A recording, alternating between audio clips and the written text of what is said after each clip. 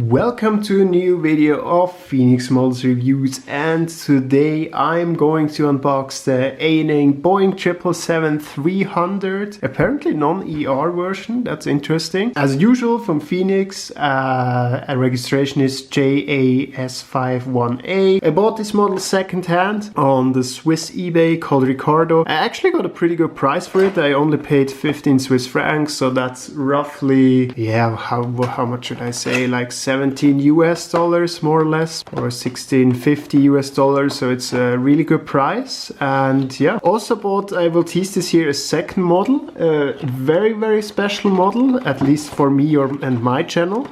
But yeah, you have to check out the next video for oh yeah, let's show you the box first. Really generic box, I would say.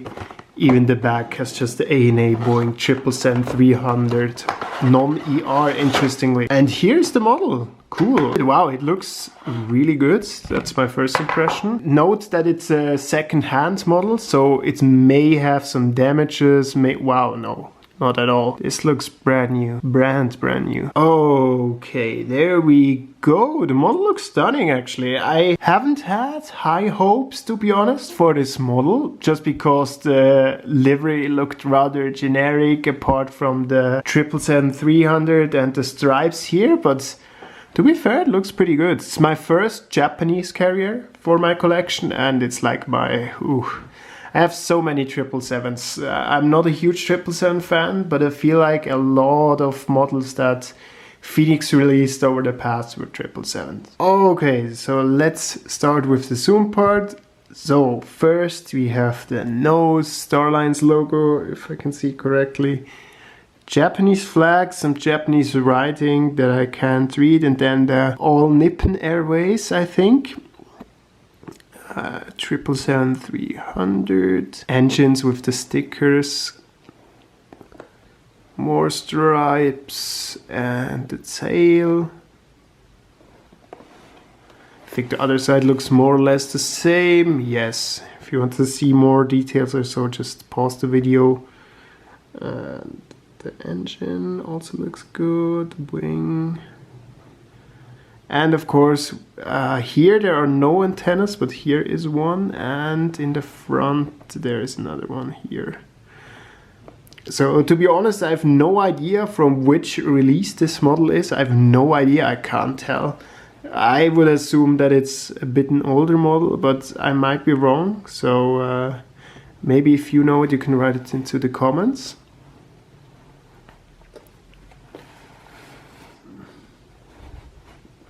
Then let's check out the belly and then the top. So belly, nothing special.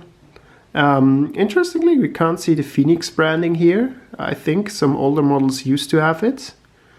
Here we have another antenna in red. I think this depends on the airline if they want to keep it to red or not. Not sure. Or if it's like an indicator light here, really not sure if this is something new, to be honest. Yeah, let's quickly show you the front also. Engine number 1 and engine number 2. To be honest, the engines look pretty dark. I try to show it to you if it wants to focus. Yeah, now you can see it. Pretty dark, not that much structure inside. Well, you can see it if the light hits it well. Especially engine number 2 looks a bit better even.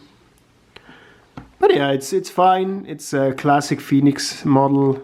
Then from the top you can see the registration again, and I think here is a red dot, probably for the Japanese, or because of the Japanese flag, and the registration here again, dot, opposite side as the registration, and here the registration again. So yeah, this is it. So what's my conclusion about this model? I think it's a decent model, to be honest. If it has been like 20 or 25 Swiss francs, so $25, I wouldn't have bought it, to be honest.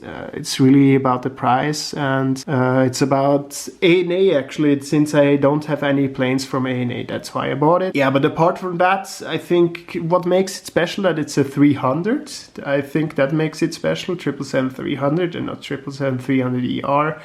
As far as I know, you can't really see that on the model itself, but still, that's quite a cool fact. Another 777. So I hope you liked this video. If so, please give it a thumbs up and be sure to look forward to the next video, because I am. See you guys, your Phoenix Models Reviews.